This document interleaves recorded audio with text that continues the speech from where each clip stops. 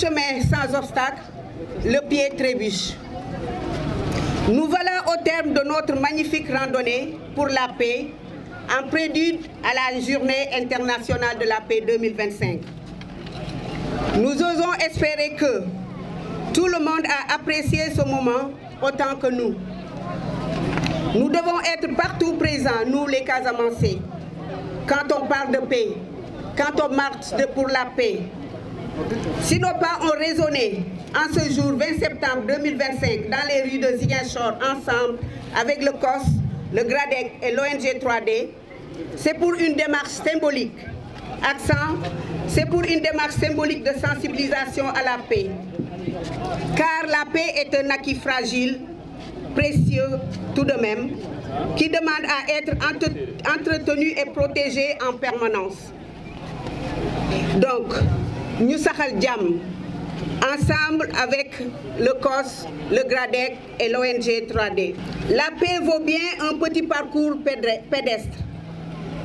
Moment ne pouvait être plus approprié que ce 20 septembre, veille de la Journée internationale pour la paix en Casamance, pour la paix au Sénégal, pour la paix dans le monde. La paix dans le monde entier, la paix au Sénégal, mais surtout la paix en Casamance. Elle qui se tourne résolument vers une paix durable afin que le Sénégal puisse émerger. Car la Casamance est le grenier du Sénégal. Il ne faut pas qu'on l'oublie, elle est toujours le grenier du Sénégal. La présidente et toutes les femmes du Sénégal, par ma voix, toutes les associations membres de la plateforme, vous adressent leurs remerciements sincères et leur satisfaction pour cette mobilisation. La plateforme des femmes pour la paix en Casamance avec le consortium Saxal Jàmm qui regroupe le GRADEC, l'ONG 3D et le COS.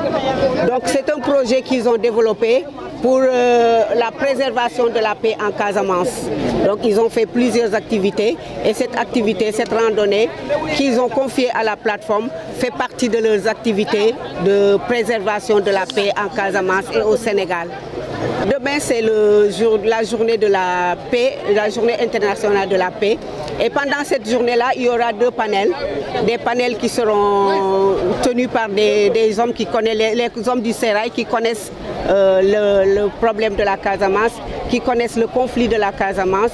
L'un des panels va porter sur l'autonomisation de la femme en situation post-conflit, surtout avec les populations retournées, les villages déplacés qui sont retournés.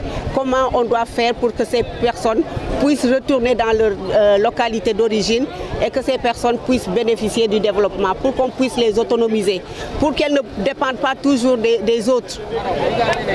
À tous les randonneurs, je vous souhaite la bienvenue dans ce siège de l'exécutif régional.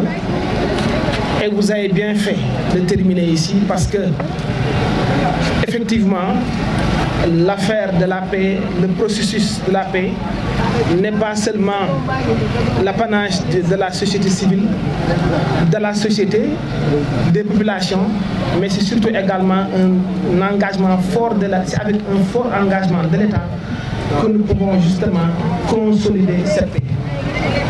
Et je l'avais dit, la paix est une denrée périssable. Ce que j'ai voulu dire par là, c'est justement que nous devons tout faire pour entretenir, pour bien prendre soin de cette paix, afin que l'ensemble des populations de la région de Ziguinchor puissent continuer comme elles le font présentement, donc à vaquer à leurs occupations et surtout s'orienter de façon définitive vers le développement de toutes les localités de la région de Ziguinchor.